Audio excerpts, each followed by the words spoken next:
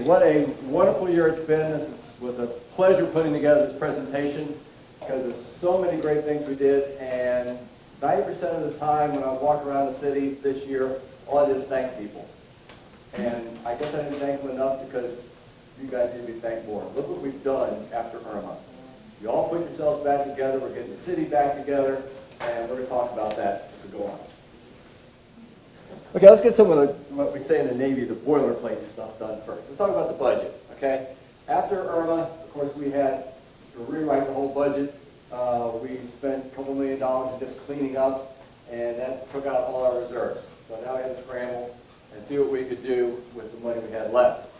And so, but now we have a general budget that is sound. We can do everything we need to do, but we have minimal reserves. And that's why we're hoping the next bullet there, we get some money from FEMA. Well, Ron and Chris and I went up to Tallahassee last week, and we talked to the new director of emergency management by a guy by the name of Jared Moskowitz. Sharp guy. He is rewriting the book right now. You probably heard that the state was holding up funds. Probably read about you need a 100% audit for all your FEMA projects before they paid you a dime. Well, he said, that's crazy. So now he's going to start releasing funds to us, and so we've got a couple $1 million there in the pipeline that should be coming to us shortly, and that will refill our reserves. So what's in our budget, what's out? Right now, capital projects fund with general revenue. We're not doing any big capital projects. You're not going to see us paving roads. You're not going to see us building anything. We're just saving as much money we can in case we get that next storm. We need to fill those reserves. So, what we do have, we have our temporary facilities, you see. They're not cheap. We have to pay for them up front, and then FEMA will reimburse us a large majority of that later. New equipment and vehicles. See our new police cars around. We've got some new pickup trucks, new tractors, all the stuff ruined by Irma again. So we had to redo that. We did get some good insurance money for those, so that really helped us out with the vehicles. And then once again, replenish those storm reserves. Spending a couple $1 million took us down, and we rewrote the budget, and we squeaked out about $800,000 in reserves. So now, everybody loved their 50% tax increase, I'm sorry, but that helped us now get over the hump. So we have some reserves going if we have another storm coming up, because we can't rely on FEMA, even though the state emergency manager says he's going to get it to us. And then, of course, we had about a $500,000 line of credit that helped us get over the budget issues, and now we're paying that back. We've got about $300,000 left to pay back. So that's where we stand in the budget. Okay? Next. Sewer fund budget. Of course, now we have two budgets. We have the sewer fund and the general fund. Right now, we're finishing up our advanced water treatment. That's what AWT stands for. We had to upgrade our sewer plant, as you all know, to meet the new advanced water treatment standards. And we did that to the tune of $5 million. So, but the utility board's been doing a great job, and we came up with a very low-cost loan from the Department of Environmental Protection. I like that loan rate, 0.61. And that was just lowered from 0.7.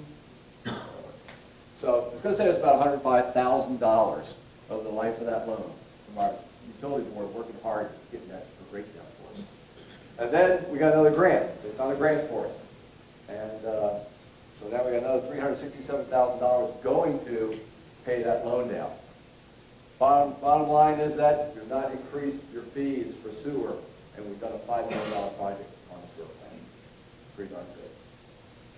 So thank our staff, thank our utility board. They did a great job. Okay, so there it is. It's working to AWT standards. They measure nitrogen, phosphorus, and potassium. No, nitrogen was the biggest problem we had, getting it down. And now the contractor has some cleanup to do. And unfortunately, the new pumps in that big square building there are vibrating a little bit, so they're ordering new pumps for us. The pump that works fine. We'll get the new pumps in, get the vibration down, and it'll work fine for us a long time. Okay, Sunset Park. Everybody knows that one. There we were, January to the left, just doing the initial cleanup. And to the right, There we were laying sod in November. Thank you, Corky. Thank you, everyone.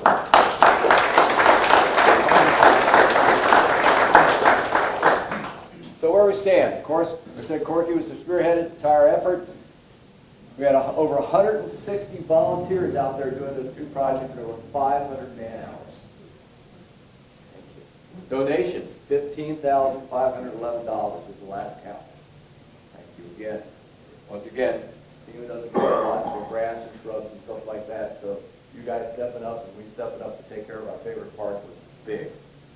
And now we're going to do the restroom. We're putting out a request for proposals right now for that, and that's a TDC grant, Tourist Development Council grant for $36,000. We got some nice little Pickleball courts. Mike Alexander, Ted Fisher did a great job in the Recreation Committee building us some new pickleball courts. Look at those donations, $34,768. Very popular sport across the country. And then we got a Fish and Wildlife grant of $50,000 also. Very nice project. Okay, beautification. We're getting back and beautifying our city again. Last year after Irma, sat down the beautification committee and said, okay guys, why don't we just clean things up this year? Now we're going back and making things a little pretty again. And it's all the Christmas lights, great job. Nice to have all the Christmas lights back. Our beautification committee is doing a great job. Okay, City Hall, one of the big questions. What are we doing?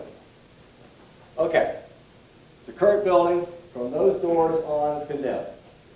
An engineer and our building official says, no, you can't go in there. It's sinking and causing other issues, so let's be safe and not use that. So we built something new. This building now is going to be 5 feet below the new base flood elevation. Right now it's 3 feet. They're changing the maps, they're changing the requirements, and soon where you're sitting is going to be 5 feet below base flood. So anything we do has to go up. So what's the commission and your staff working on? We're looking for funding. Once again, Ron, Chris, and I at Tallahassee was the big things we did, looking for funding from a state appropriation. And we got extremely good support from our representative, our state senator, and once again, the director of emergency management said he'd throw his hat in too and see if he could get us that money. We're the only town that lost a city hall. He said in Michael, they have one town that lost a city hall.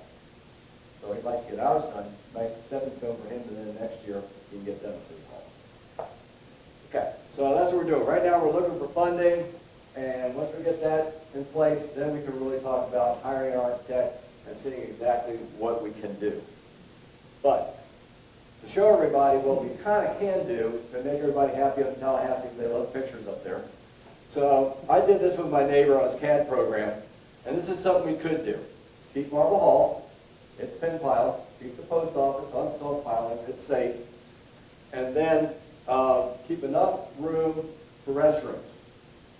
Okay, so you're not living trailer, you're not going up and down steps to go to a restroom. And then we'll have about 5,500 square feet, if we just do one floor, room to build offices for our building department, police, and then staff. So that's once again, we haven't laid it out, see what size the room is, but this is kind of what we can do and have it fit right here and look nice. We need FEMA to help us. And basically we're asking for about $1.9 million to repair, replace the City Hall. And then once again, another thing, last thing we told them is that protect our home rule. Tallahassee always tries to go after our ability to govern at the local level. They think they do it better in Tallahassee. And you have like Airbnb and VRBO, those guys really go after the state. We're reviewing the comprehensive plan and updating it. Once again, it's been done since 2015, so we should be updating that. Code ordinances, we're looking at that, reviewing our code of ordinances. Land development regulations, we're going to be reviewing those. That's going to take a couple of years. That's a big chunk to chew on, the land development regulations. And then, thanks to Commissioner Patty Treffy right here, raise your hand. So we're looking at a 25-year economic development plan. And that's just it's in infancy right now. But Patty's going to lead us through getting that done. Now we're going to help us. that's it.